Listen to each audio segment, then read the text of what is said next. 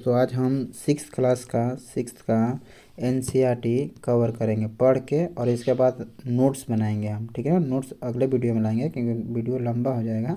ठीक है, नोट्स भी बनाएंगे और पढ़ेंगे भी। ठीक है दोस्तों, तो ये सिक्स क्लास का एनसीईआरटी है। अगर आप चाहेंगे तो इसका हम नोट्स नेक्स्ट वीडियो में बनाएंगे।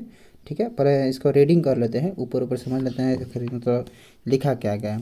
तो हम सिक्स क्लास का एनसीईआरटी जो है जियोग्राफी का है दोस्तों। ठीक है, जियोग्राफी यानी जियोग्राफी का है। ठीक है, इसमें पहला लेक्चर जो पाठ का नाम है सौरमंडल में पृथ्वी। ठीक है, तो इसको पढ़ेंगे, उसके बाद समझेंगे कि सौरमंडल क्या है, पृथ्वी क्या है, खगोलीय पिंड क्या है, इस चीज़ों को हम पढ़ेंगे। ठीक है, पहले हम समझते हैं, अब पढ़ते हैं। देखो इसमें क्या लिखा है दोस्तों, देखिए लिखा है सूर्यास्त के बाद आकाश को देखना कितना अच्छा लगता है। आसमान में पहले एक या दो चमकते बिंदु ही दिखते हैं, लेकिन बाद में इनकी संख्या बढ़ती जाती है। स्टार्टिंग में जब अब हम शाम को देखते हैं संध्या काल में, तो एक या दो कहीं कहीं तारे दिखते हैं। उसके बाद रात को 12-1 बजे के बाद काफ़ी ज़्यादा भरे हुए आसमान दिखता है। ठीक है ना, हरा भरा, जिनमें से कुछ चमकीले होते हैं और कुछ धुंधले। ऐसा प्रतीत होता है कि मानव आकाश हीरे से जड़े हैं। ठीक है ना, मानव आकाश हीरे से जड़े हैं।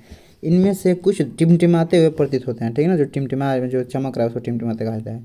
लेकिन अगर टिमटिमाहट अन्य से अलग है, ये बिना किसी टिमटिमाहट से चंद्रमा के साथ चमकते हैं। इनकी चमकीली वस्तुओं के साथ आप लगभग प्रतिदिन चंद्रमा को देखते हैं। यह ठीक ना, कह रहा है यह अलग अलग समय पर अलग अलग आकार का अलग स्थिति में दिखाई पड़ता है। आप पूर्ण चंद्रमा को लगभग 1 महीने में एक बार देख सकते हैं। ये क्वेश्चन ऑब्जेक्टिव रहेगा। ठीक है ना, ये आप पूर्ण चंद्रमा को 1 महीने में कितने बार देख सकते हैं, तो इसका आंसर होगा 1 महीने में। ठीक है, अब यह पूर्ण चंद्रमा और रात को हम पूर्णिमा कहते हैं। पूर्ण चंद्रमा और रात को हम क्या कहते हैं, पूर्ण को हम पूर्णिमा कहते हैं। ठीक है ना, पूर्ण को हम पूर्णिमा कहते हैं। ऑब्जेक्टिव तौर पर आप याद रखिएगा बस, नॉर्मली और कुछ नहीं। ठीक है, उसके बाद कह रहा है कि पूर्ण चंद्रमा रात को पूर्णिमा कहते हैं, और 15 दिन के बाद आप इसे नहीं देख सकते हैं। ठीक है ना, पूर्णिमा को कितने दिन के बाद नहीं देख सकते हैं, तो आंसर इसका होगा 15 दिन के बाद आप नहीं देख सकते हैं। नए चंद्रमा की रात्रि या अमावस्या होती है। अब क्वेश्चन रहेगा कि नए चंद्रमा की रात्रि को हम क्या कहते हैं, न्यू चंद्रमा की रात्रि को हम अमावस्या कहते हैं। ठीक है ना, अमावस्या। तो ये बात ध्यान रखिएगा दोस्तों। चलिए आगे सुनो। कह रहे क्या आपको इस बात पर आश्चर्य नहीं है कि हम दिन के समय चंद्रमा इन छोटी छोटी चमकीली वस्तुओं को क्यों नहीं देख पाते हैं। यानी कह रहा है कि हम दिन में क्यों नहीं देख पाते हैं, आश्चर्यचकित नहीं है। ऐसे चमकने वाले वस्तुओं को हम दिन में नहीं देख पाते हैं। सूर्य, चंद्रमा तथा वे सभी वस्तुएं जो रात के समय आसमान में चमकती है, खगोलीय पिंड कहलाती है। देखिए दोस्तों, अब क्वेश्चन रहेगा खगोलीय पिंड क्या है, तो इसका आंसर होगा आसमान में। ठीक है ना, और रात के समय खगोलीय पिंड सूर्य, चंद्रमा तथा वे सभी वस्तुएं जो रात के समय आसमान में चमकती है। अब क्वेश्चन रहेगा रात के समय आसमान में चमकने वाली वस्तुओं को हम क्या कहते हैं, इसका आंसर हो जाएगा खगोलीय पिंड। ठीक है ना, तो देखते हैं आगे। कुछ खगोलीय पिंड बड़े आकार वाले तथा गर्म होते हैं। कुछ खगोलीय पिंड बड़े आकार तथा गर्म होते हैं। ये गैसें से बने होते हैं। इनके पास अपनी ऊष्मा तथा अपनी प्रकाश होती है। ठीक ना, कुछ खगोलीय पिंड बड़े आकार के होते हैं और ये गैस से बने होते हैं। अब क्वेश्चन रहेगा खगोलीय पिंड किससे बने होते हैं, गैस से, ठोस से, द्रव से, इनमें से कोई नहीं। आंसर होगा गैस है। ठीक है ना, कुछ खगोलीय पिंड बड़े आकार के तथा गर्म होते हैं, ये गैस से बने होते हैं। इनके पास अपनी ऊष्मा होती है। ठीक है ना, इनके पास अपनी जो ऊष्मा होती है और प्रकाश, लाइट होता है, जिससे वे बड़ी मात्रा में उत्सर्जित करते हैं। ऊष्मा को बड़ी मात्रा में उत्सर्जित करते हैं। ठीक है ना, इन खगोलीय पिंडों को तारा कहते हैं। ठीक है ना, तारा। अब क्वेश्चन रहेगा तारा किसे कहते हैं। ठीक ना, तो तारा उसे कहते हैं जिसके पास अपनी ये गैसें से बने होते हैं और जिनके पास अपनी ऊष्मा तथा प्रकाश हो। ठीक है ना, इसको बड़ी मात्रा में ये क्या करते हैं, उत्सर्जन करते हैं, ऊष्मा या प्रकाश। ठीक ना, इसका आंसर ये हो जाएगा। तो ये रहा पहला पार्ट, आगे देखते हैं। चलिए दोस्तों, इसी में तो ये रहा। अब नेक्स्ट लिखा है रात के समय चमकते हुए अनगिनत तारे सूर्य के समान ही है। ठीक है ना, अनगिनत तारे, लेकिन हमसे बहुत दूर होने के कारण हम लोग उनके ऊष्मा या प्रकाश को महसूस नहीं करते हैं तथा वे अत्यंत छोटे दिखाई पड़ते हैं। ठीक है ना, बहुत दूर होने के कारण हमें जो दिखते हैं वो बहुत छोटे दिखाई पड़ते हैं। जैसे ये देख रहे हैं ना, कितने छोटे, रात में देखेगा आप कितने छोटे छोटे तारे हम देख पाते हैं। ठीक है ना, अपने अवश्य ध्यान दिया हुआ कि कुछ दूरी से देखने पर सभी वस्तुएं छोटी दिखाई पड़ती है। ठीक है ना, यानी मान लो कि कोई हमें 10-20 किलोमीटर अंदर पर वो चीज़ें दिख रही है, बहुत छोटी ही दिखाई पड़ती है। अत्यधिक ऊंचाई पर उड़ रहा हवाई जहाज भी कितना छोटा दिखाई देता है।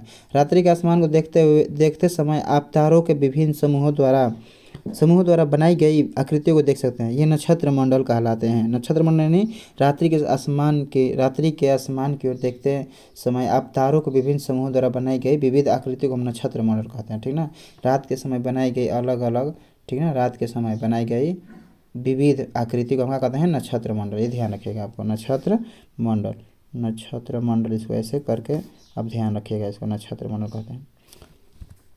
आर्सा मेजर या बिग बियर इसी प्रकार का नक्षत्र मंडल है। ये दो प्रकार के क्वेश्चन रहेगा, आर्सा मेजर बिग बियर क्या है, इसको नक्षत्र मंडल या ध्रुव या क्या कहते हैं इसको, आंसर होगा नक्षत्र मंडल। ये ऑब्जेक्टिव के तौर पर आपको ध्यान रखेगा। देखिए दोस्तों, ऑब्जेक्टिव इससे बाहर नहीं आता है, ऑब्जेक्टिव इसी के अंदर आता है, ठीक है ना। जितने आप यूपीएससी, बीपीएससी, जितने आप कॉम्पिटिटिव एग्ज़ाम देते हैं और कॉम्पिटिटिव एग्ज़ाम, इससे बाहर क्वेश्चन नहीं आता है, ठीक है ना। अगर साइंस सोशल साइंस या जियोग्राफी या सोशल साइंस के सारे सब्जेक्ट क्लियर है तो जो आपको यहीं से ऑल कॉम्पिटिटिव एग्जाम आ जाएगा। यूपीएससी तक के आप दावा कर लिख कर लीजिए कि यहीं से क्वेश्चन बनाती है, ठीक ना। 6 to 12 एनसीईआरटी, इससे बाहर का क्वेश्चन नहीं बनाती है। चलिए आगे देखते हैं इसको। स्मॉल बियर से सप्तऋषि या 7 तारों का समूह होता है। सप्तऋषि क्या है, 7 तारों का क्वेश्चन आएगा। सप्तऋषि किसे कहते हैं, सप्त तारों का समूह, 7 तारों का समूह जिसको हम सप्तऋषि कहते हैं, जो कि एक बड़े नक्षत्र मंडल अर्सा मेजर का एक भाग है। अपने परिवार या पड़ोस में किसी बड़े व्यक्ति को आसमान में और अधिक तारों, ग्रहों, नक्षत्र मंडल को दिखाया। प्राचीन समय में लोग रात्रि के में दिशा में निर्धारण तारों की सहायता से करते थे। उसकी उत्तरी तारा उत्तर दिशा की ओर बताता है, ठीक ना। जो उत्तर का तारा है उत्तर दिशा की ओर बताता है, इसे ध्रुव तारा भी कहते हैं, ठीक ना। अब क्वेश्चन रहेगा ध्रुव तारा क्या है। वैसे ध्रुव तारा क्या है आप बताएंगे कि लोग रात्रि की दिशा का निर्धारण तारों की सहायता से करते थे। उत्तरी तारा उत्तर दिशा को बताता है, जो तारा जिस दिशा को बताता है, जैसे उत्तर तारा उत्तर को, दक्षिण को, उसको हम ध्रुव तारा कहते हैं, ध्रुव की ओर बताता है, ठीक है ना। ध्रुव, इक्वेटर, ध्रुव, यह आपको हम आगे पढ़ाएंगे, ठीक है ना।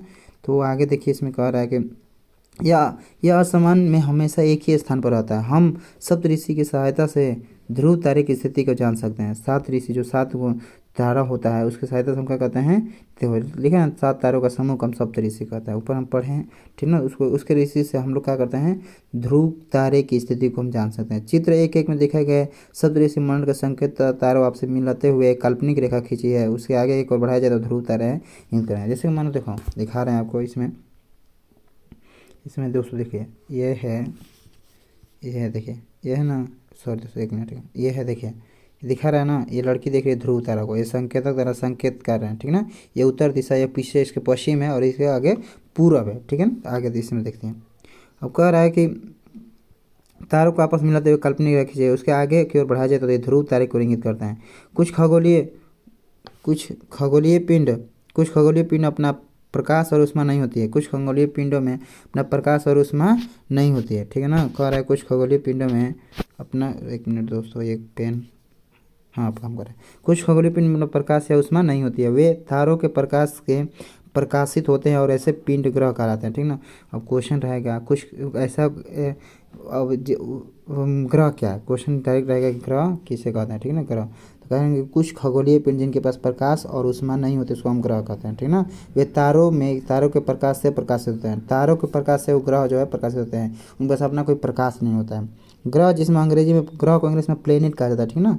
ग्रह को इंग्लिश में, ये प्लेनेट ग्रीक के प्लेनेटाई शब्द से बना है, जिसका अर्थ होता है परिभ्रमक, अर्थात चारों ओर घूमने वाला। ग्रह का मतलब क्या होगा, क्वेश्चन है ग्रह का मतलब क्या होता है, जो चारों ओर घूमता है उसको हम ग्रह कहते हैं, ठीक है ना। ग्रह, पृथ्वी जिस पर हम रहते हैं एक ग्रह, यह बताता है कि अपना संपूर्ण, पृथ्वी जो है जिस पर हम रहते हैं यह एक ग्रह है। पृथ्वी क्या है, क्वेश्चन आएगा पृथ्वी क्या है, ग्रह है, सौरमंडल है, क्या है, तो पृथ्वी एक ग्रह है, आंसर हो जाएगा, ठीक है ना। पृथ्वी एक ग्रह है, ठीक है। आगे सुनिए, इसमें एक संपूर्ण प्रकाश एवं ऊष्मा सूर्य से प्राप्त करती है। जो देखो, संपूर्ण प्रकाश एवं ऊष्मा जो किससे प्राप्त करती है, पृथ्वी सूर्य से प्राप्त करती है। संपूर्ण प्रकाश एवं ऊष्मा सूर्य से प्राप्त करती है, जो पृथ्वी के सबसे अपने नज़दीक का तारा है। अब क्वेश्चन रहेगा पृथ्वी के सबसे नज़दीक का तारा कौन है, ठीक है ना। तो इसमें आंसर हो जाएगा क्या, पृथ्वी के सबसे नज़दीक तारा सूर्य हो जाएगा, ठीक है ना। पृथ्वी को बहुत अधिक दूरी जैसे चंद्रमा देखने पर चंद्रमा की तरह चमकता हुआ प्रतीत होता है। तो दोस्तों आगे देखते हैं इसमें।